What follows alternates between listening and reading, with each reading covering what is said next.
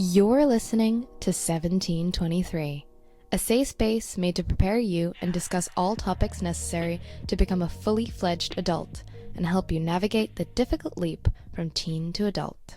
On today's episode, we are interviewing Gianna Lay. Hi. Are we interviewing me? I mean, actually, we're not doing an interview. No. This is not an interview, but the interview will be soon in the future. In the future. I'll get ready physically, mentally, spiritually. But today's episode is not an interview. Today's episode, we are going to be just doing this sort of rant, this girly girl talk, I guess you could say, but it's not really girly girl talk because I have a really cool idea to discuss with you. Okay, amazing. So, as I was saying, there's this one dude. His name is Dan Coe, for anybody who wants to like research it on their own. And he makes the reels that I was showing you, right?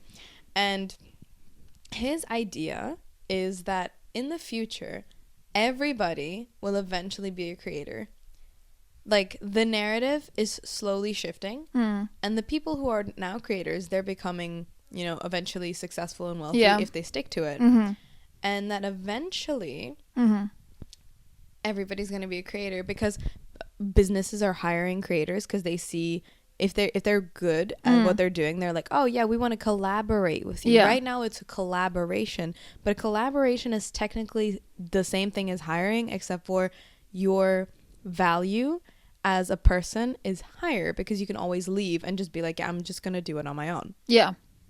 So I wonder, do you think there is a viable future where everybody can sort of be their own creators, or do you think people are going to be like clicking to that, or are they just too like they don't have enough of the motivation and shit that people are so like thirsting for and stuff? Like, what are your ideas on that? I think it's like a very great like mindset to have that people could do this in the future, but do I think that everyone has their own sort of mindset to want to pursue it? Or I don't believe everyone is like a creator, it like in a creative sense. You have people who are really great at other things than that, and I think it takes a very like special sort of person to do that. But I definitely think there's going to be a big rise in like, you see like back in the day, being a creator of any sort was kind of discouraged because you'd be like, oh, do you want to like live on the streets, But I feel like now you can really see that if you put in the work and with social media and all these different tools, like you can make it happen, so I definitely think that, but I don't think everyone is going to be wanting to or be like capable of it, because the whole idea that Daniel, or at least from what I understood, is pushing, is that it's natural for people to want to create. It's also in Rick Rubin's book, actually, is that being a creator is like a part of human nature. We've always made value. That's true. For ourselves, our surroundings, and also what Daniel Coe, actually no, I think Rick Rubin, because sometimes their ideas get mixed up because I feel like they have similar mindsets and this whole like sphere of creative self-developmenters. They think alike, and this is like, it's been expanding my mind a lot. But the whole idea is that if you have like a bee, right, the bee goes from one flower to another and without knowing it is a part of this bigger system. The same way, it's a creator making something. Like, even if I make this podcast, like, hello my dear listeners, right? Like, to me it seems like such a small cog in this huge magnitude of creation and like stuff that's being made. But to the person listening to this podcast, even if it's more than like 5 people, I've still affected them 100%. Like, I think I have actively now 100 listeners, which is actually pretty crazy. Like, 100 people actively click on the links that I put on my podcast on my Instagram, and they actively listen to the shit I have to say, and that just brings me a lot of joy. And so what Daniel Coe and Rick Rubin are suggesting is that everybody's eventually going to want to become a creator because they're going to realize the value that it gives you more fulfillment in life to create something. Like everybody, if they even create, like if they're not very social and they just like want to create, I don't know, even beads, and they outsource the sales and stuff to other people, the creation of value to people is fulfilling. No, definitely. I think if you put it that way, I can see it in like a different light. I also definitely think it's being encouraged more, just in general. And if you have people like this, I think people who could never like fathom that they should, you know, or Make could something. do anything at all are like, oh my god, yeah, you know. And I think maybe like previous generations were really about, I know, the constant like hustle and grind, and I think even now, but I think back then it was different, and maybe like hobbies or like creative like outlets weren't as encouraged. Maybe I'm talking pure shit right now. No, but I feel that. you know what I mean? Like maybe it's not like previous generation thing, but like Because it was industrialism. People were taught to work as a part of a machine, and now it's more like, hey, it's not like instead of people are being taught, they're still being taught, but people are also becoming more aware. 100%. And they're realizing, self-actualizing that they're like a part of a system. So this is like being a creator is the pushback. Yeah, but also if you really think about it, I was actually talking to my mom about this, that like now through social media, like you get so much information and you see it into so many different people's lives, you know what I mean? So you can constantly like compare and realize like what other like horizons you could rise to. Do you know what I mean? Like back in the day, you knew your neighbors and your family, and that's it. And you knew like about the mega stars from like newspaper, music, whatever, but you didn't know about anyone else's fucking life. Do you know what I mean? Like it was just whatever. But now you can really like elevate in whatever sense. Or even like on TikTok, I see like random stuff like, you know, like crocheting. Do you know what I mean? Yeah. And like if you really my mom started crocheting during the pandemic, and she's done like huge things. Like she's done even like crocheting clothes for me, like huge blankets, and I was like, you could do an Etsy store out of this and whatever. But that's maybe like a different, you know. But even my mom, she's like, she always tells me like, oh, I'm so like all of me and my siblings are very creative and stuff. Like you guys are the creative ones. Like I like suck at everything. And I'm like, what do you mean? Like this is, you know. So I feel like even that, or she couldn't even, you know, she was like, oh, maybe, yeah, you know, maybe I could. And I could see that kind of bring up her confidence as well, like, you know. And I definitely think that should be encouraged, and I think it definitely is now. And I think also even by people having maybe more hobbies throughout the pandemic, because there was time to do so, time to like nurture that kind of like side of you, that actually people see that you need it, definitely. You know, like the pandemic gave us more time to spend with ourselves, right? Because before we were always very social and like used to that, and the pandemic said a big halt, like, hey, think for a sec, like stop. Because I feel like people were constantly moving. It was like a go here, go there, do that. And then the pandemic kind of went, and they're like, you know what, try and be spiritual, sit with yourself for like 5 hours. And like you had like, to, like there's no other choice, you know. We were like, god damn, okay. But like I really, or even with what I'm a little bit scared of, just like seeing it, I used to babysit a lot, and I used to see the Gen Alpha is terrifying. And like you see the parents just like giving them, you know, like obviously like iPads or whatever, and they're not like, I believe a lot of me being creative as a kid was because I was bored, or like I didn't have everything at like my like wish. Do you know what I mean? So like sometimes you'd have to just like make up a game having 2 pencils. Do you know what I mean?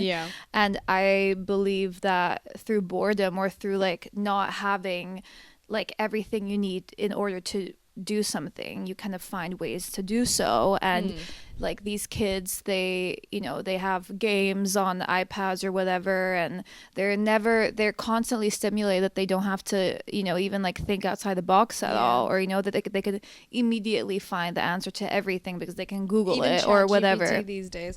Yeah. The one thing that scares me the most is, for example, like I teach 2 kids, and or like 3, but 2 separate ones, so like 1 kid and then 2 other ones there, and one of the kids, her name's Emma, and she's really attracted to like horrific shit, like what? like, you know, like Huggy Wuggy. No. Okay, just, you know, okay, you know the am I supposed to know? No. You know, the when you go to fairs and there's like these really weird plushie toys with like the huge like creepy looking faces? I don't, but I can imagine it. Well, I'm surprised. Wait, I kind of want to look this up for you. Okay. Huggy Wuggy. Hagggy. Or even the fucking weird ass skibidi toilet shit. Like, I have no idea where you're fucking. What? Huggy what? Hagggy. Yeah. Waggy. IGGY. Haggy. Wait, I'm sorry. One more time. Huggy. Huggy Wuggy.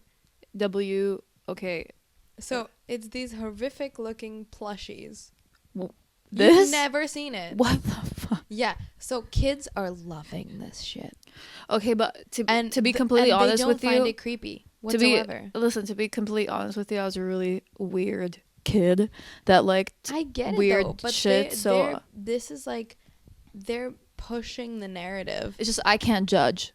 Yeah. I can't judge liking this. She's like 5. Yeah. And all she likes goes from like super cutesy shit to like really like girl like but it just makes her quirky, you know. Like she'll have like paintings of like murdering stuff, and she's like, oh yeah, this is so cute, and I'm like, okay, pop off, goth queen. Yeah, go off. But at the same time, like I'm looking at this and thinking like their receptors for what leaves an impression on them is being burned off alive. Because before, if we saw something cute, we'd be like, oh, this like tickles our shit, like we feel great. But now they're pushing it so much because they're being exposed to so much that they need more and more. Also, they're not surprised by not surprised, but like they're so they see so much that and this is normal for them. Yeah, and I saw somewhere that like we just receive so much information that shouldn't even, like, it's way too much for what our brain can actually comprehend. And like if you think about it, kids have probably even a smaller like capacity and they're kind of being fed exactly the same as us, you know.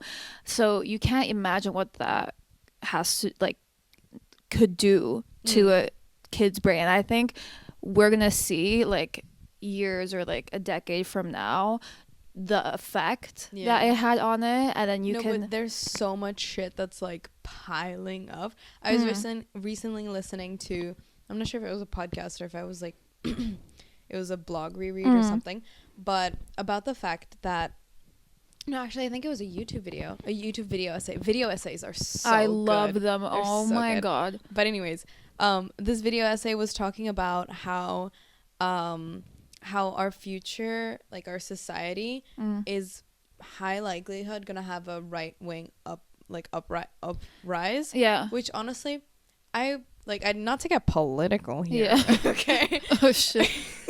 I don't want to get canceled, but I see like the issues of society, and I also see how in general how the current state of our society is very fragile, and also there's just narratives of craziness Absolute that are craziness. going on. And basically what this video essay was talking about was that it's going to really change, and people are either going to start looking up to a singular like person. So I don't know if like obviously the names pop up like Andrew Tate, Jordan Peterson. Yeah. People are going to hook to that because young men are getting frustrated. Yeah. Which I understand, but at the same time it's also very scary to see that sort of narrative 100% being pushed out Have more. you seen the, you know, how like all over social media is like, oh, I'm just a girl, and that they're comparing it to like boys will be boys. Can I just like, sometimes I need people on the internet to be like, read the fucking room. Like, I'm just a girl, whatever. You can't compare it to boys will be boys. Boys will be boys is like, oh, they're raping like women. Do you know what I mean? I'm just a girl. It's like, I don't know how to change a fucking light bulb. Do you know what I mean? Like, it's different. And it's very different. And like, it is like, it's so dangerous to even do like comparisons like this, because then you see other people like just scrolling by, because there's also just so much like misinformation because everything is like short form. I also feel like there's so much opportunity to not elaborate or explain enough or not like understand the whole of it, and because people are like, oh, this is just like a summary of this, but you need to look into shit, you know. So everything is so short that you cannot possibly pack in like what you're actually trying to say. Like, even whenever you're putting out a piece of content, even a podcast like this, like, you cannot possibly pack in all the content. No. Obviously it's better have you were like, where the fuck is my phone? But even like a podcast is better than having like a 15-second video, but you cannot possibly pack it in, and there's just way too much of this like 3-second content. But it's also when people think that they're like, I know a lot of, or like have seen this literally in person, where they've seen like one video or like read one article or one book about something, and they're like, they act as if they know everything about it. Do you know what I mean? Like, actually to like know fully something about anything, you need to do a little bit more than that. But the internet makes you feel kind of qualified, like falsely qualified in areas, just because you like did a little bit of here, research. You know what I mean? But you know what's really interesting? I was listening to the video essay, and it was talking about the fact that with the current narrative, with the current system that we have in place, even like capitalistic and all that, even though like I am a capitalist, like, pardon me, but I think there are issues in that, because it makes, or it pushes forward the idea that capitalism wants lonely women because it makes them work harder in the workforce. Because if they're happy and just like doing their own little shit, they might just want to post a couple, like, they might just want to return back and live a life where they are in like capable of being taken care of and all that, which I was like, that was an interesting point of view. And sometimes when I listen to content like that capitalism is going to drive that? No, like the future economy. But at this current given moment, it's pushing forward the fact that it wants to keep women angry and lonely because it'll make them work harder.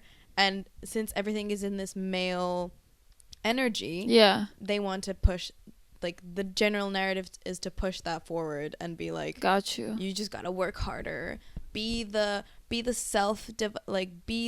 boss bitch and whatever. And which, when I was listening to this for the first time, I was like, what the fuck, I am that boss bitch. Like, shut the fuck up.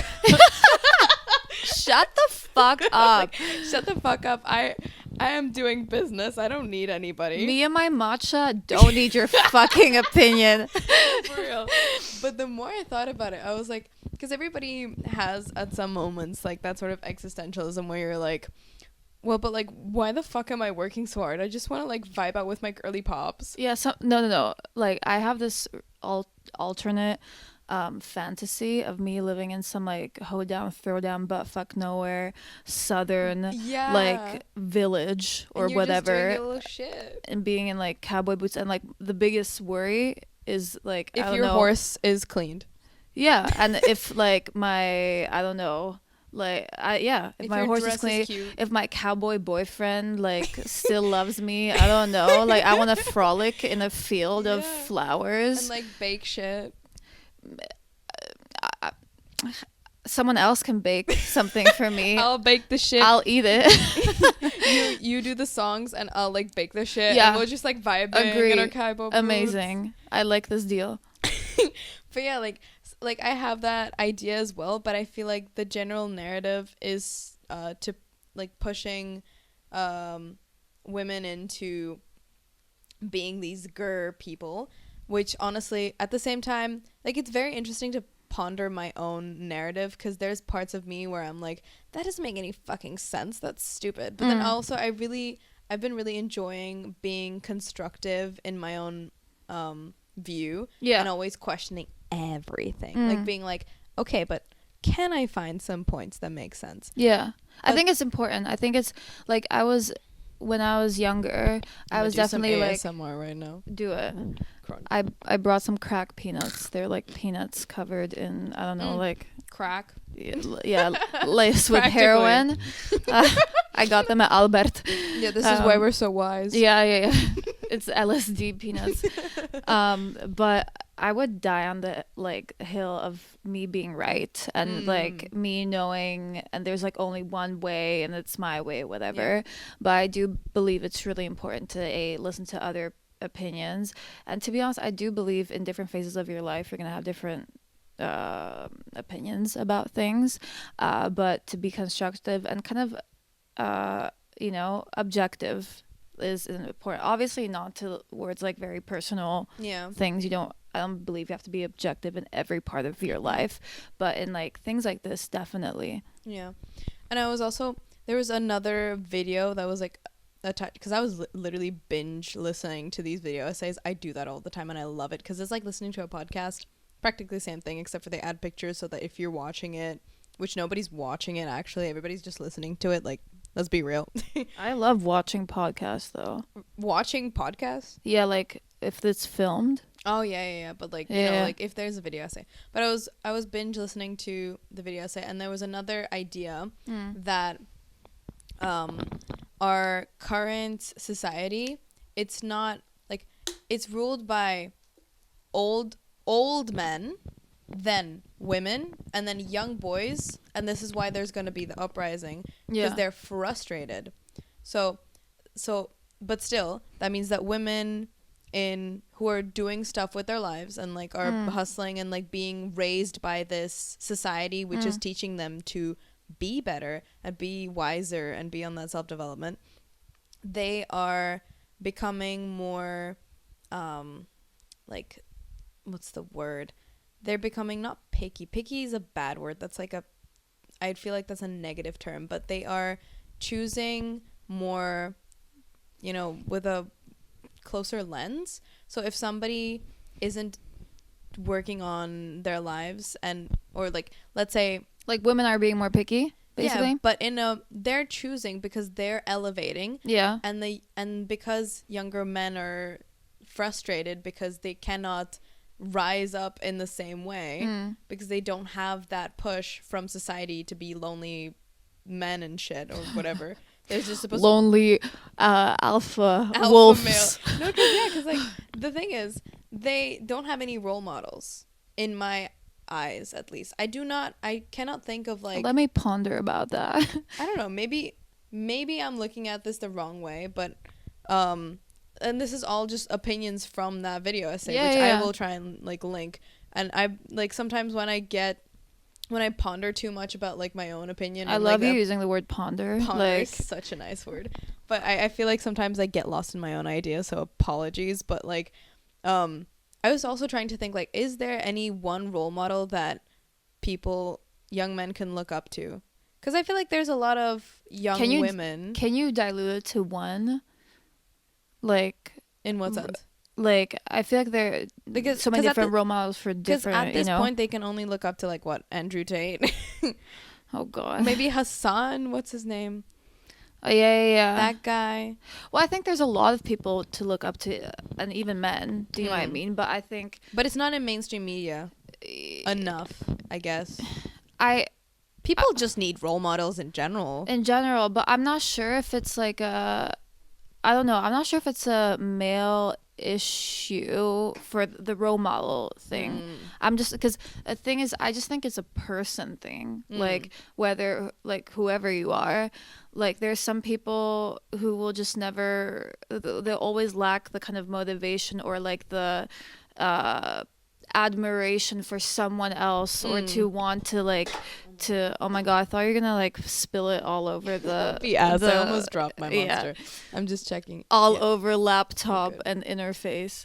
But yeah, I feel like there's always gonna be people who like totally lack that, do you know, and like don't want it, or like don't, you know what I mean? Yeah. And whether coincidentally that is also men, I don't fucking know, do you know what I mean? I have no idea. I also grew up with mostly women, so that's a hard one for me. But you could, like, I kind of want to link it back to even like children not being like challenged enough creatively, because I feel like I had not so many, but I had like people I admired so hard. Like, I was like it was a concerning level of being in love or admiration for Justin Bieber. Really? Oh my god. I was about to ask, like, who's the role model? Like, Justin Bieber tells me to like jump off a bridge, like at age 10. I am there. I'm with the fishes, like, you know what I mean? Like, I loved, and the thing is, like, and it consumed me, but in such a good way. And actually, to be honest, helped me so much with what I was going through. I was like very sick growing up, still am. But now you're cool sick. Now I have really large eyeliner. If you don't know, Amy Winehouse could never. She's probably in her grave being like, bitch, what? Take it off. It's like, I'm the OG. You can't do She's this like, no. What if you're the reincarnation of Amy Winehouse? It'd be a really failed attempt at a reincarnation. What do you mean? It'd be like a Walmart version of... I just no way I can even accept any sort of the icon. But what was I saying before? Oh, it helped me. Yeah, it really helped me go. I was like in hospitals a lot, and what I would do is I would just like learn Justin Bieber songs, you know, and I don't know, be in like random like group chats about, which is also concerning, not gonna lie, with about like random, and just like be like, and everyone thought they're gonna marry Justin Bieber, and then like someone would say and be like, bitch, shut the fuck up, like, as if, like, as if, and then like whatever. But again, I'm not sure if that, like, there's enough like basis if children to make that true. If children do that now, do you know what I mean? I don't know if I definitely think there is, but I don't think there's as much, and it doesn't have to be idols, but just creativity in general. But I do believe there's enough. This was probably super fucking messy, like going from like one story to another, or like one idea to another. But it's a mishmash. Yes, whatever. who cares? But I think there's enough role models. I definitely enough male role models as well. But whether people like ordinary people I feel like are choosing to be inspired by these amazing people, who knows? I feel like people aren't, this may be controversial, but I feel like people aren't being challenged enough. No, that's agreed. I talk to a lot of people, and even like, for example, even my mom, I had this very interesting talk with her, and I was asking her about like, so like, what are your goals? What are your plans? And she's like, oh yeah, I want to like work out more. And I'm like, okay, then just, I don't know, go to the gym with me tomorrow. And she's like, but no. I'm like, what? Yeah, but no. What do you mean? And people just, she's like, no, but I have to like, no, yeah. And the thing I hear from everybody, every single time I ask somebody like, hey, how's life going? What have you been up to? What are your projects? They're like, I think I'd like to do this, but I lack motivation and discipline. I'm like, bitch, you're not gonna find it anywhere, and you're not gonna find it especially if you do the same fucking thing and you don't change anything. And so I was saying, like, you know, that just you know James Clear, the guy who wrote Atomic Habits, like, you need to make doing the thing that you want to do. I didn't know it. No, I did read it, but I just didn't remember his name. Yeah, so you said that, and I was like, yeah, Atomic Habits, but I don't know the sorry. Well, James Clear, his idea is that like you need to make it a part of yourself. Yeah. Like, okay, let's say that you want to work out. You have to, pardon me. Oh my Lord. I had a monster, y'all. Sorry. I brought it. I'm sorry. No, don't be sorry. I was the dealer. I love you for that. I literally love you for that. Wait, I just want to go on a tangent for 1 second. There's one follower of mine that always sent me like donations in my donation box when I did Twitch streams for me to buy myself a different flavor of Monster. Shout out to you.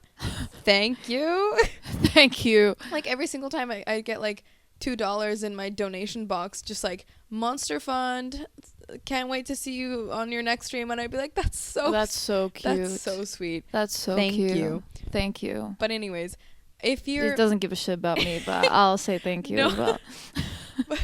I love you for this too. But anyways, me too.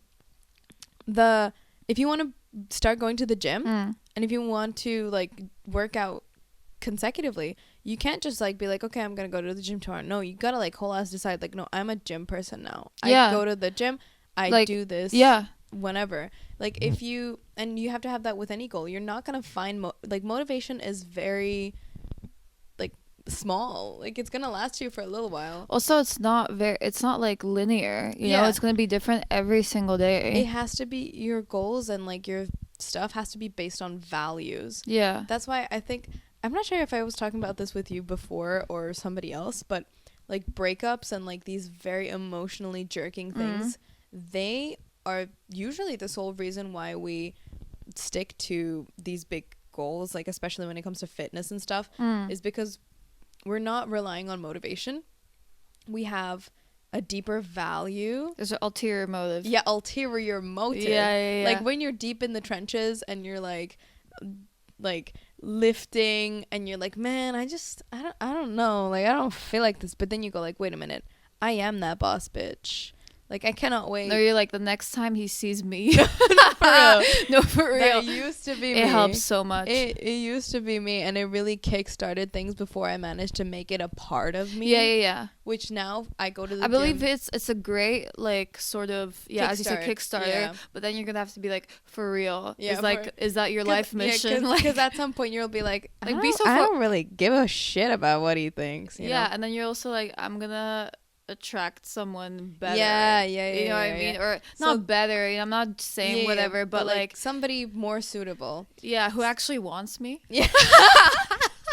Oh my Lord. Who actually doesn't treat me like shit. Ooh, no, the tea but has been spilled. No tea. Just coffee. Just just Monsters. Just honesty. I'm not afraid to say anything anymore because I'm like, whatever. Yeah. Whatever. But I say desperation like is sometimes the best thing that can happen to you, or like hitting rock bottom. I've hit rock bottom so many fucking times, like so many times, but let me tell you, I've always elevated in some sort of way from it, because you're like, okay, be so fucking for real, we need to change something. Like that's the inner monologue, and you go for it because you're like, I'm already at rock bottom, so like if I'm like 1% better, I'm like, it's still going on. Yeah, it's cool. Yeah. I wrote an amazing blog post about this, which honestly I've been having so much fun with blogging. Like it sounds so dumb. It sounds so fun. It's so great though. It's not dumb at all. Dan Coe was talking about this as well, that like writing is the highest skill that you need to learn, because everything is writing, even music, even media creation. Like you have to have a script, emails, everything. So have you ever gotten an email that is so poorly fucking written? You're like, I'm like, what the fuck? Did your like dog write this? Like I'm really confused. Or you know, I'm always so concerned about like how I sound in the emails, like and my tone and like everything, and then you get like a response and it's so fucking ass, and you're it's like a one line being like yojiki. Yeah, and you're like, okay, whatever. Like I'm not gonna try as hard ever again. No, but fuck, I forgot the tangent I was on. I was writing a blog post, and I like at some point I came to a really cool realization about like 4 values that you need to keep in your brain at all times. And I think it was So one of them is wisdom. Wait, I want to pull this shit up because those are like the narrative that I came to. I was like, holy shit, I'm actually kind of smart. Yeah. I was like, actually, the brain is braining. The brain is braining. I actually have some ideas that I think are pretty good. But that's what I mean. Also, like, that's when you like sit down and you actually and you do something and you think. And that's also what we were talking about with like kids. Like, do you know what I mean? Like, you're not giving them tasks anymore. You're giving them Candy Crush. Yeah. Do you know what I mean? Like, they're gonna become amoebas that don't think about anything. But shit, where was it? Oh, I also had a thing about Eudaimonia Liberta. I was super proud about that one too. Like, I've just generally been really happy with writing. But okay, writing is amazing. 4 words that take you to your dream life: vision, dedication, resilience, and wisdom.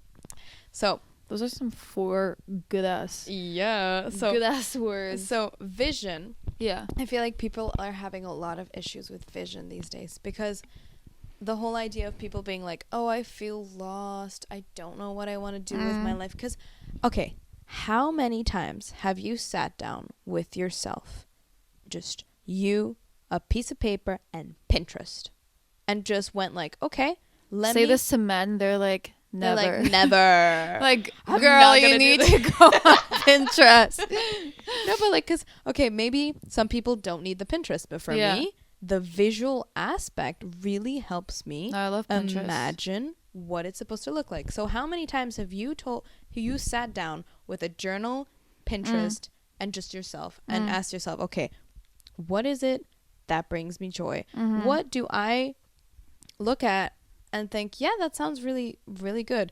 And Pinterest is really great because you get to see visually exactly what that life could look like and then actually start like planning. Right? You need a vision of where you're going or you're gonna feel lost. Like, no shit you feel 100%. Lost. No shit you feel like you're kind of going in a direction but you don't really know because you don't have a vision of the future. But you know what is, like, this might sound really like shut the fuck up from me, but I kind of knew what I wanted to do. That I feel like the second I popped out of the womb. So it literally, like, they were just like, that's valid. But so for me, it was always really hard, like, to understand when other people were like, I don't know what to do. Because to be honest, when I was younger, I thought everyone felt like that they were like out of the womb and they're like, I know what I want to do, or I know what like brings me joy or whatever. But I've come to know this, not just now, by the way, that like I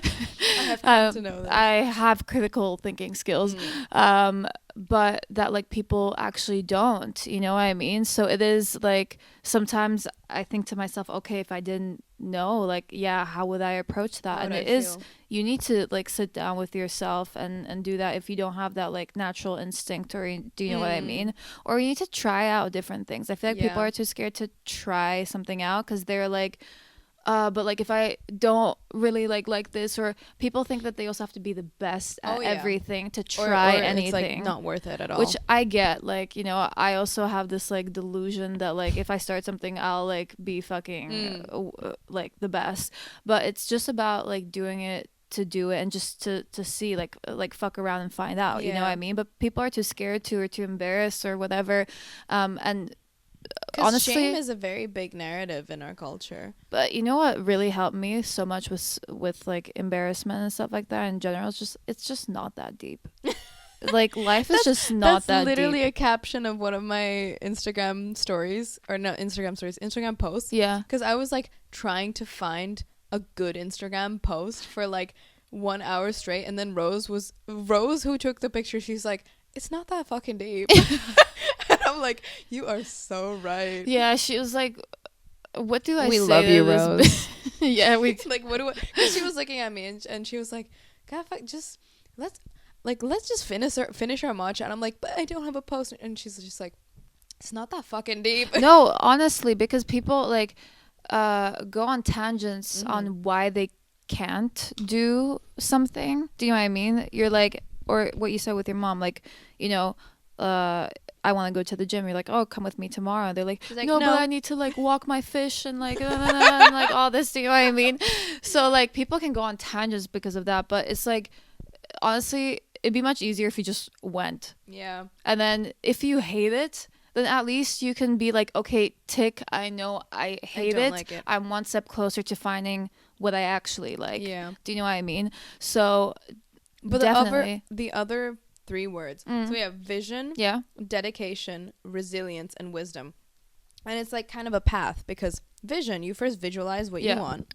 Then dedication is you decide like, okay, I'm a person who's dedicated to getting to that vision, because if you're not dedicated, you're not going anywhere. No, absolutely not. Resilience is super important, because if you have a vision and you're dedicated to doing it, you will encounter moments where you will need to be resilient, because there will moments that will fuck up, and you're just gonna have to be a person who's gonna be like, okay, that's fine, like I'll figure it out.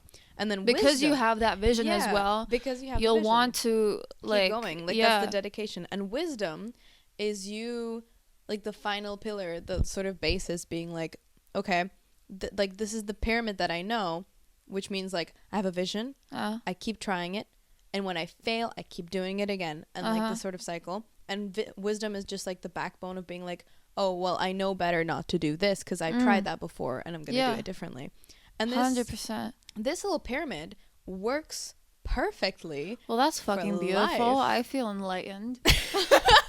No, but like a lot of people have been, like I'm talking to the Dalai no, but I genuinely have been feeling very, very spiritual recently. No, same. And like I've been learning so much. No, same. Right? I feel like a sponge.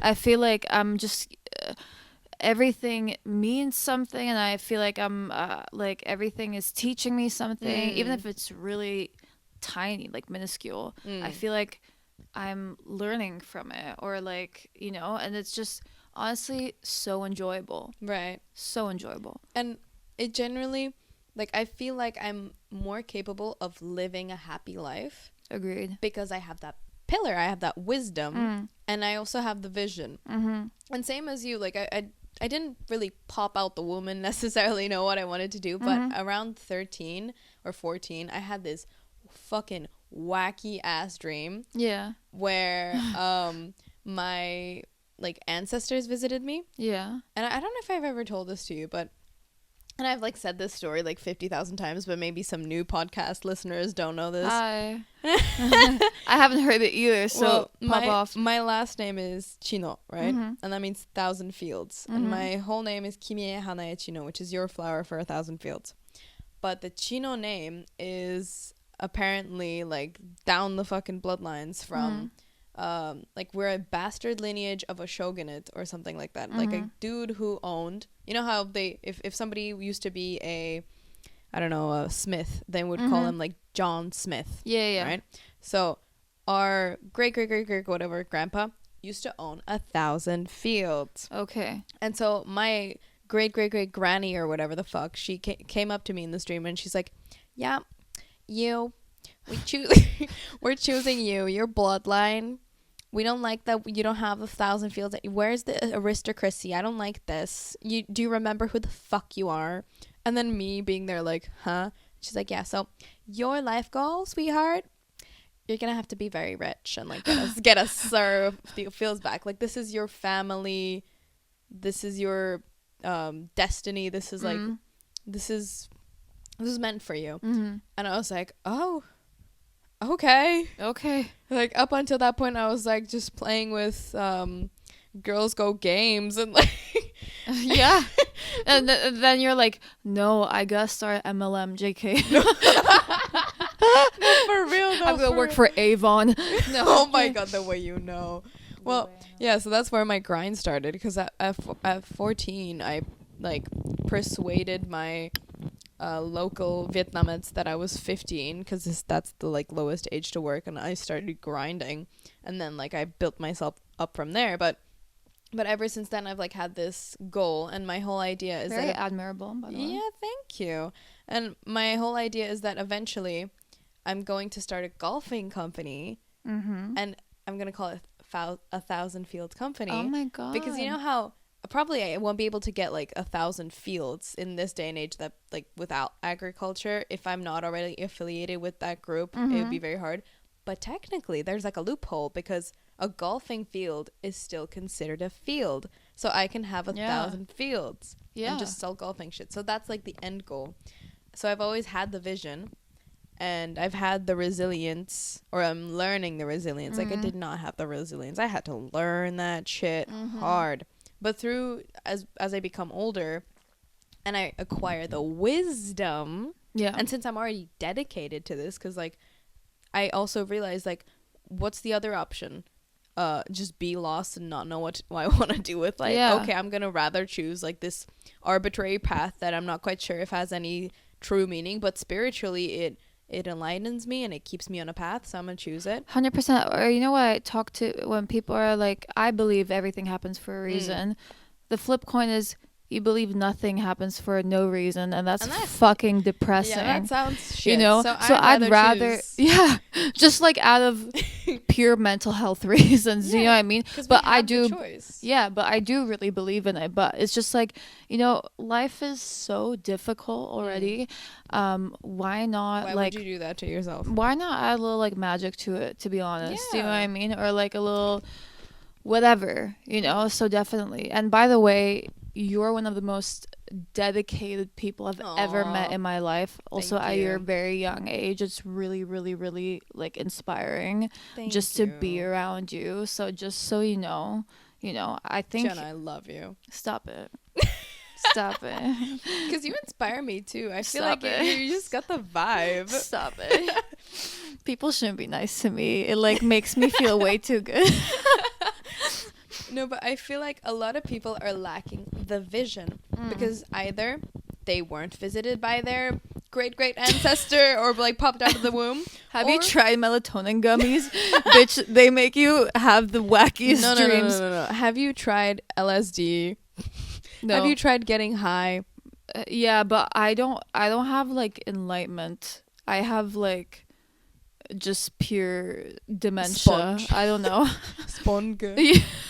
No, like, because I actually that's probably a topic. Well, actually I'm an adult now. This is my fucking podcast. I can do whatever the fuck. I can do whatever the fuck I want. I'm an adult now. Yeah. Because okay, you know Melanie Martinez? Yeah.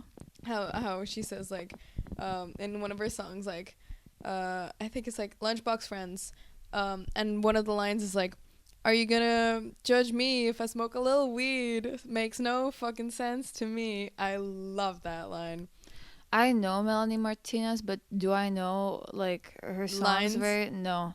Well, she just talks about weed, and that was the first time I ever heard about somebody openly talking about weed, and I was like, it's like, oh my god, somebody's that actually uses weed for spiritual purposes and like enlightenment, and like instead of, I don't know, just watching a movie and getting really high and like not doing anything, like she uses it in a way where she puts herself in a meditative state using weed, which I've started sort of doing a little bit, and it really helps me out, like get into a different mindset. So I feel like if you really don't know, you need to artificially cause yourself a interesting experience. I feel like that's all people need.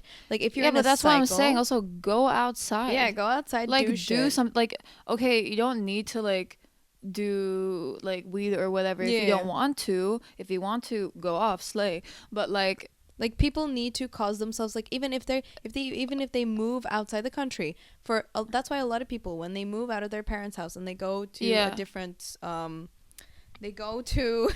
a different country and they go for university, that's when they change the most and they actually grow up. 100%. And the people who stay in their family houses, they stay in their villages, they don't move anywhere, they stay the fucking same and they feel lost, or they feel kind of like, I don't know, just you need to cycled. experience shit. Like even with dating, let's say, like I have and also this is like, there's no judgment towards any dating style or whatever, but to be honest, for me, I'm so happy that I dated like multiple people, or like I experienced different people, or you know, because I truly believe it is a really beautiful thing to get to know like people in general, but also I was able to really tailor exactly like what I need, what I want. And because every time I met someone, I was like, oh, I don't like that, and then like in the next person I'll be like, watch out for that. Do you know what I mean? I could get very specific here, but I won't. Yeah, like you have to put yourself out there. Like people, I know a lot of like, even my friends would be like, oh my god, I want a boyfriend, and I'm like, okay, then go outside. I mean, it's more than that, but I'm like, have you gone on a date? Like they're like, no, and they're like, are you on dating? I was like, no, and I'm like, it's like, how do you want to meet that you're person? They're not gonna like line up outside your door, like you're not Rihanna. Do you know what I mean? Like it just doesn't work like that. And then it's the same with anything, so I feel like you really just have to, and you have to be okay with like it not going the way you want. That's the thing, not being too attached to the outcome, like not being like, just because there's a cute guy and he's like nice to you and whatever, that like he's gonna be your husband of your future. You know what I mean? You just go, I'm gonna be here and have a good time regardless, and to be honest, even like bad dates or bad experiences I've had, you learn shit and it's hilarious, and it's also not that deep. It's not that really deep. It's just not today that deep. I woke up and I thought about my dating life, and I literally like howled out loud because I was like, what is this? But like in a good way, like, what I mean? I was like, this is hilarious, and I love experiencing life as it is, whatever it does, even though obviously everyone has stress and trauma and everything like that, but you really just do have to get out of your comfort zone, and because there's so much. The second you get out of your comfort zone is also when you're gonna be able to like experience your biggest highs as well. You can be at more risk for like bad shit to happen, like backlash, but you're never gonna feel like that high if you're not gonna go do that. You know what I mean? You can be comfortable forever, but that's not gonna get you anywhere. Like, honestly, I had a very interesting situation happen to me recently, because for my 18th birthday I reached out to my first ex-boyfriend, like my first Bold. love. Yeah, I know. I was like, god damn. No, because I was thinking about it a lot, and I like, I didn't want to go into the specifics of just like how traumatized I got, but also I feel like I would not be the same person. It's the same as like I say, like, if you don't experience this, you're like naturally, then go out and, I don't know, get high or something. Get traumatized. Like, okay, this might sound like bad advice, but hear me out.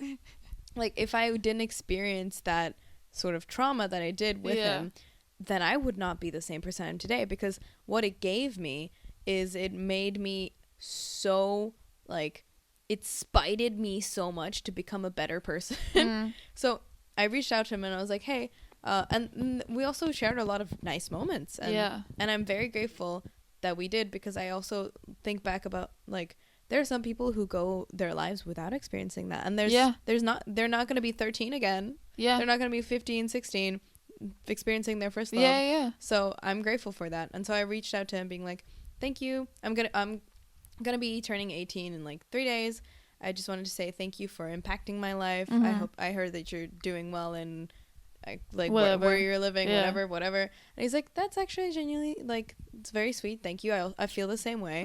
And it gave me so much closure, because I was like, I bet, damn, maybe people aren't just psychos. Like, that's but sweet. Also because you've had time and space, you're able to see it like a bit more like objectively and not so personally. But I do believe every shitty situation has its like flip side, exactly. So, and the people who maybe can't see the flip side of bad things, and this is not for everything, some shitty situations are just fucking shitty, like, don't get me wrong, like, okay, some stuff you just can't. But we're not talking about those. We're talking about things that you can make light of, whatever. Where was I going? No, but it makes sense. It makes sense. Like, it's, you can, wherever I was going, it was making sense, I promise. I think that just sort of trying to take light of any situation and learning from it is tremendously important. So important. And you know, I deal with things with humor a lot, and even things that maybe I shouldn't be. Like some people are like, man, you shouldn't be joking about this. I feel like that's like, what else are you supposed to do? Like, yeah. you're like, oh, I'm so sad. Because I was that person that was like sad about everything, you know what I mean? Or like whatever. But now it helps me so much. And the flip side is, I'm gonna be depressed in my room forever, or am I gonna just make a joke about this, you know what I mean? And I love it. Like, I think it's such a great source, you know. I think this mindset is what is going to be the main narrative of our future society, which I sort of see it as like the chess mindset, because it's the ability to think of the future that you don't want, if you get what I mean, instead of being like, okay, I can choose to be depressed, sad, fat, ugly, broke, all of these like negative connotations to some people, you know. Then this is just from my point of view, like this is satire, this is funny to us because we view it as negative, but maybe, I don't know, somebody might find it nice, but to us, not to judge. No, not to judge. We don't judge anyone ever. Especially us. Speak your truth, king, or whatever. But the ability to see that future and be like, yes, I don't want that, and then make the other choice, and also realize the fact that we are actively making that choice is what fulfills people, right? Yeah. At least that's the way that I see it, because most people, it again comes back to the vision, right? If you don't know what you don't want, or you don't know what you do want, you're just gonna feel fucking lost. Yeah. But having the chess mindset for everything, so being like, okay, I can either choose to be sad about this, or I can just choose to shift my mindset and try and see the good in it. Agreed. Or, you know, a little like strategy that I've been doing that has helped me a lot, and actually like my therapist like suggested it to me, and it helped me so much, is that if something shitty, sad, whatever happens to you, I let myself be sad, like completely sad, like pathetically sad about it for like 2-3 days max. Okay, and then you flip it around, you know. Sometimes things are like sad, but they're not too sad, so that I can like, I'll acknowledge that it's sad, and then I'll, you know, depending on the level of shittiness whatever you're experiencing. But that really helped me a lot, because I was like, okay, I can, like, I cried it out, I've, you know, acknowledged it, I haven't just like suppressed it, do you know what I mean? Yeah. But then it's also, okay, back to business, and like, let's make life worth living. Yeah. I don't know, it just you have to. But that has been helpful for me, especially because I understand also not everyone can like tap into that mindset immediately. So if you give yourself kind of a time span, or like a limit, you know, because otherwise if you don't give yourself a limit, you're like, okay, I'm just gonna be sad about this forever. You know, it doesn't mean that you don't feel the sadness at all anymore, but it's just that when it comes up, the sadness, you identify it, and you're like, okay, let me go do something to distract myself, or like something make light of it, call my friend, whatever, rather than being like, oh, I feel the sadness coming up, let me go like cry 10 hours about it. Yeah, let me just chill. Yeah, but also there's one thing I wanted to note on. I used to think that I was bipolar. Or at least Kaya, because my best friend, she studies psychology. Yeah. So she's constantly analyzing me, and it's really hilarious. She's like, you have every disorder. Every disorder, every issue. But then we just came to the idea that it may not be bipolarity, but it's just because I go into cycles where when I get productive, I get super productive. Yeah. Like I am up at 5:30 doing yoga and shit. I know. I see you on your Instagram. Yeah, stories. and I'm going to sleep at 11, maybe 12, maybe 1 a.m. Like finishing my podcast, finishing like 20 different tasks. Yeah. And then when I get into a flow, I have to keep that up. And then I'm surprised, like, what? I'm burning out? What? Why do I feel so sad and overwhelmed? This is not supposed to happen. Yeah. And I'm just now learning the balance. Yeah. But also, weirdly, since I've been pushing the boundaries like further and further, I become more comfortable with it. So for me now, yoga is just like a part of me. It's a part that I need to feel chill.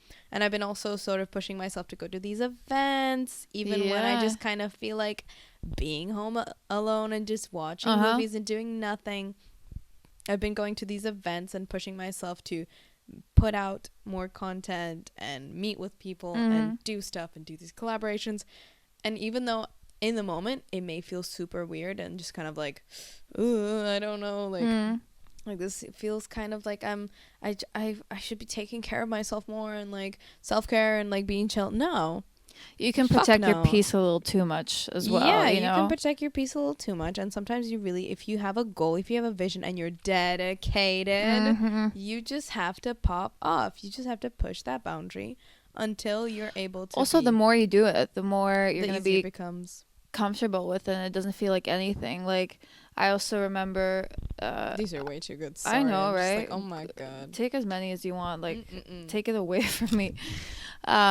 But also people, when they meet me now and they didn't know me, let's say when I was like in middle school or whatever, or as a kid, I was the shyest person ever. Like I couldn't order food at the restaurant. I feel like creatives always started off shy. Really? Because they were in their brains and then they just blossomed. Yeah. And like the thing is, I always had the, like, even as a kid, I was a super shy kid. Like I did have the vision of like one day I'm gonna be like that person there, like an idol, like one day, like whatever. And I knew kind of the steps to get there, but I had no friends. Yeah. Zero. No, I had friends, but they were really fucking shitty.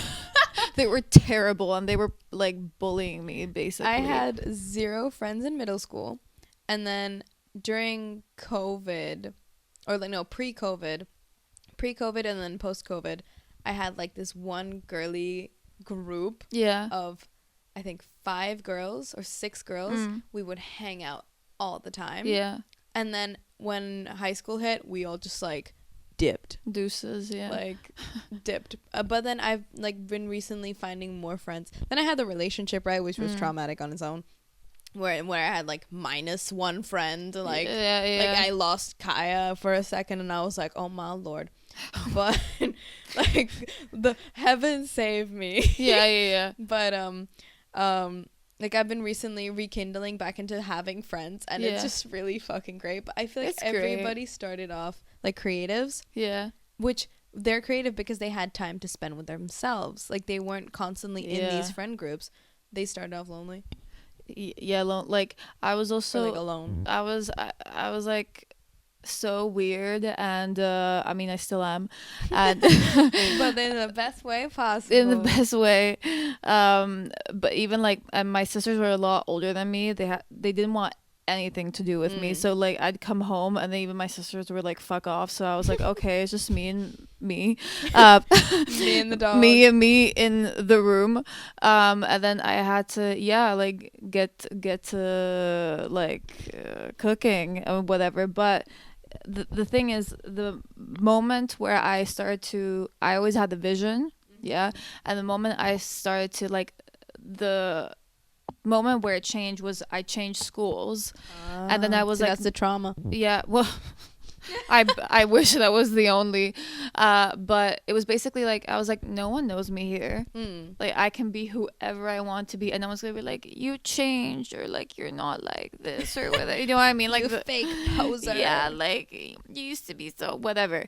Like I was just like no one knew me, so I was whoever I wanted to be, and then I mean, it was uncomfortable at first because I was like, what am I even doing? Like, who am I? But then the more I did it, and the more I kind of did the things I wanted to in my head and thought I could never do, like I'd, you know, do like little fractions of it. And I'd be like, oh, this worked, or oh, this felt cool. Good. Yeah, what if I tried this? And then you keep on. Feels so cool. Like acquiring wisdom is one of, if not the funnest act of life that you can do. Daniel Coe talks about this, that like life is a video game in the sense that you decide upon a goal, you are resilient, and you keep trying whilst you make mistakes. And then one day you get that eureka moment and you're like, this is the dopamine I was looking for. Literally.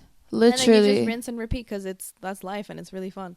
It's so fun if you think about it, and you really have to make space and room for fun in your life. And completely agreed, not everyone can like do that, you know. And but even in small goals, like how you were talking about the fact that you're like reading instead of watching TV shows, that it like literally I just know that I'm just gonna start doing that as well. Like I read as well, but like I still have this one K-drama I'm watching, and but I'd like to pivot more to reading because I feel like there's so much wisdom to do there. But 100%. It feels like a super fun like game. Yeah, and the thing is, really, like especially with fiction, is it kind of feels like a TV show, you know, because it's not like it is a story, it has so much depth to it.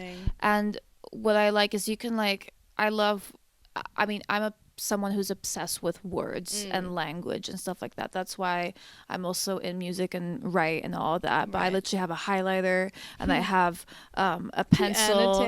Yeah, I annotate the shit out of my books and stuff like that. And what I like about books is you can physically see your progress as well, you know what I mean? It's not like a Kindle or something where you're like, you can't see it through. And also you can go back and be like, oh, what did I read here? Or like, no. Even after you've read it, I've also reread books and in different phases of my life, and which have given me completely different perspectives, and it's fucking mind-blowing. But honestly, the second I did like the kind of, okay, I'm not gonna be watching, because also I'd be watching something but at the same time I'd be on my phone, and at the same time I'd be like fidgeting with something else, like you can't really focus. But when you're in a book, you're in a book, literally, and I'm like, oh shit, and I'd be literally like, I almost got hit by a car the other day because I was like so invested in the story, and I needed to walk while reading. No, but I feel that so hard, you know. But books, I mean, this is a whole different thing, but books honestly open, and it helps so much with also like working with stress, trying to whatever, because you can really just completely delve into something else that has nothing to do with you, but at the same time you can really, you know, feel or learn lessons through the characters, but then like link it to you or what you're going through. It's just such a diverse and amazing way to like educate yourself but also have fun, you know. So I know, so everybody read, but thing is, if I heard someone be like, oh, you should read more, like a few years ago, I'd be like, fuck off, you know what I mean? Like literally fuck off. I'm busy, bitch. Like I'm busy on TikTok, okay? No, but the second you do it and you actually like enjoy it, then you're like, oh, you realize really quick. It's literally just about everything's just about starting. Even like working out is like low-key does make me feel better, you know. Like people aren't lying, you know. As if like, why the fuck would people lie, you know what I mean? I've been seeing so many reels and TikToks these days of being like, maybe mom was right.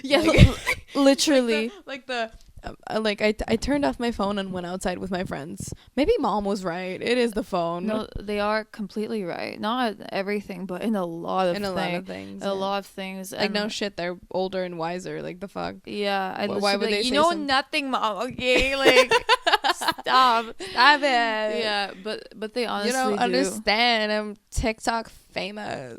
No. Also, read and fix your fucking posture. Oh, I saw my back profile, my side profile there. No, it's because my hair is there right now and I'm wearing a hoodie. But and I'm also, I fixed my posture a little bit, but it was so humbling. I was like, I'm hunchback. I'm hunchback of Notre Dame. Yeah, it's bad. And you think you look cute from like the front, and then you're like, tilt, like move the camera. Yeah, you'll be really, really humbled. But also from a fitness perspective, like fixing your posture is the best thing, together with drinking 2 liters of water a day. Is the best thing you can do for your health ever. Like fixing your posture, because it engages your core. Like I don't do any ab exercise, or maybe like occasionally ab exercises, but 90% of my abs are just from me having like good posture. Oh my god. So life hack. For real, just like fix your posture, and also you'll sit up sit up and you'll feel like a princess too, which it elevates your energy as well. Yeah. And like for the girlies for the itty bitty titty committee, if you also fix your posture, it helps out a little bit in that department, you know, like it doesn't look like inverted, it looks like something is going on in that department. It's a situation. You gotta do what you gotta do. Yeah, you know? And it helps other departments as well, obviously. We're not doing it just for the tits, I swear. For real. Oh my god, I'm curious just to see how long this episode is. 1 hour, 10 minutes. That's not bad. I thought it was gonna be 3. Yeah, honestly. Like, I've seen Andrew Huberman do way longer videos. But and we are Andrew Huberman. We are Andrew. We are the female versions of Andrew Huberman right now. Even though I love Andrew Huberman, his podcasts are so great. I highly highly recommend checking it out, because he has a lot of like scientific shit. Yeah. Like, he does research, because I think he's low-key, high-key hot as well, right? I mean, that brain. Yeah. Those ideas. That intellect, though. For real. But I know that he has already a lot of funding, so he can do interesting scientific research, and I think he's backed by some schools or something. Yeah. So I love listening just from a scientific perspective. But yeah, his 3-hour episodes, I remember firstly seeing that on Spotify and being like, what the fuck, dude? Like who the fuck is listening to you for 3 hours? Like, where do people find the time in the day? Like, But now I realize, like, like people have 3-hour conversations every day sometimes. So like, and you like binge a TV show or like a movie. Also, can I just say, if we're here in recommendations, also my favorite podcast ever is called Giggly Squad. Oh yeah. And it's just, I listened to a couple episodes. Did you like it? Okay, the thing is, oh my god, stop, I'm gonna cry. I like them. I like their vibe, but for me, when I listen to podcasts, I sort of, for some reason, because I've gotten so used to listening to these self-development people, I need them to be like, oh no, and they're laughing, they're laughing, they're loud, they're giving their vibes, and I cannot focus. I need somebody to be like, so this is the da-da-da-da. So yeah. I mean, I totally get that, because but the vibe is there. The vibe is totally there. I want them to like adopt me, and I don't know, like I want I'm literally speechless. But it's honestly, they reposted you. I saw that. Yeah, I mean, that's a milestone. You can die now. I literally cried. I like shat myself low key a little bit. But it's like a great break from reality as well. Like they do talk about like literal normal shit that's happening in the world and stuff, but like it's just so funny. They're so hilarious, and it's also I feel like they're the type of people, exactly, they're real, and they're also the type of people that I do feel like could think that like it's not that deep, like shit's just not that deep. It's not that deep, and they post their opinions without any like they don't care if anybody's gonna think it's controversial. So what? Like, you're listening to them. I'm like, so they've won already. And it for me is just, I like love their humor, love their vibe. It literally elevates my day. It makes me feel so much better and all that. And you know, I think I would recommend this just to everyone. So if you need a little bit of like a giggly moment, definitely go check that out because I'm the biggest fan. I am the biggest fan. Okay, well, from me, I will recommend the Koei podcast, Koei Cast, I think.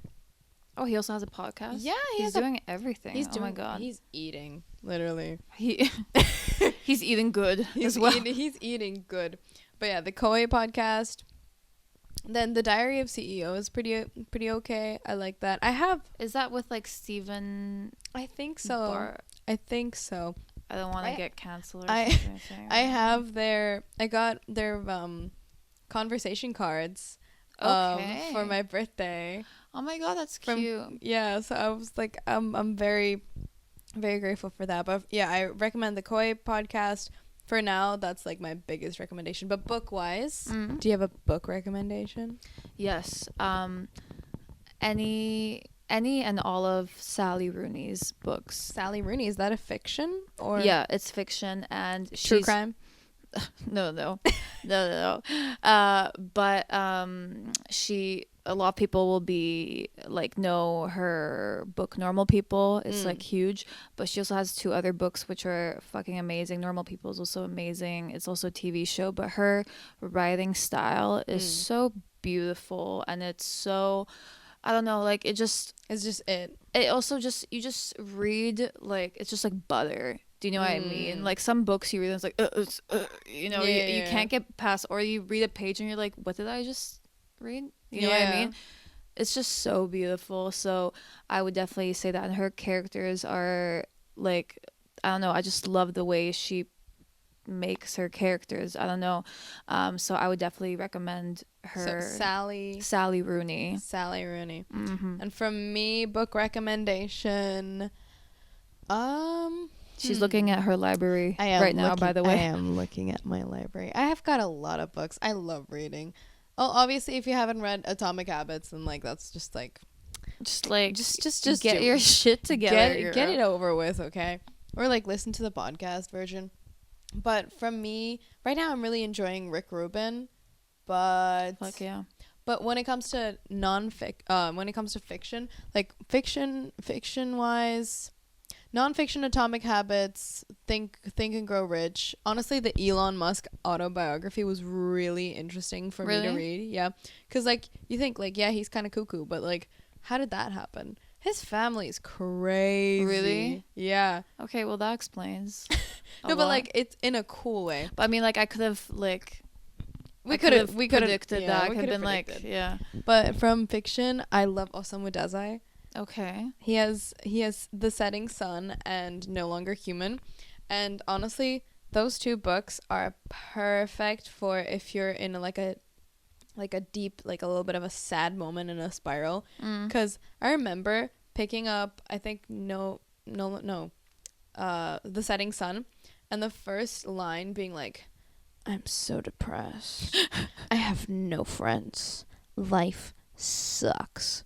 And then me reading that being like, look at this dumbass, and then being like, oh wait, what was I saying a couple minutes ago? And then it really makes you realize like, hey, actually my life is pretty great. Because then like in both of those books, he's like very gruesome about the fact that they live like genuinely terrible lives, and you're like, you're in your warm bathtub with your champagne and Netflix in the background, and you're just like, maybe I'm not living that bad a life. Yeah, perspective also helps a lot. Maybe I'm good. So yeah, from me, fiction, fiction-wise, Osamu Dazai, anything that he writes, absolutely amazing. But I'm gonna be ending this rant episode here. Yeah, we should probably, because it's a little bit long, and editing-wise, I don't want to die, thanks. So thank you very much. So I'd like to thank you, Gianna, for joining us here today to do a little rant and like share some wisdom. I think we really shared some wisdom bombs. I had so much fun. Yeah, I may have been controversial a little couple times, but hey, everybody's got to be controversial at some point. At least having ideas is better than not having them, eh? Yeah. All right. Well, thank you so much for listening. And I will hope to hear from you next time. Have a lovely day, night, or week. Bye!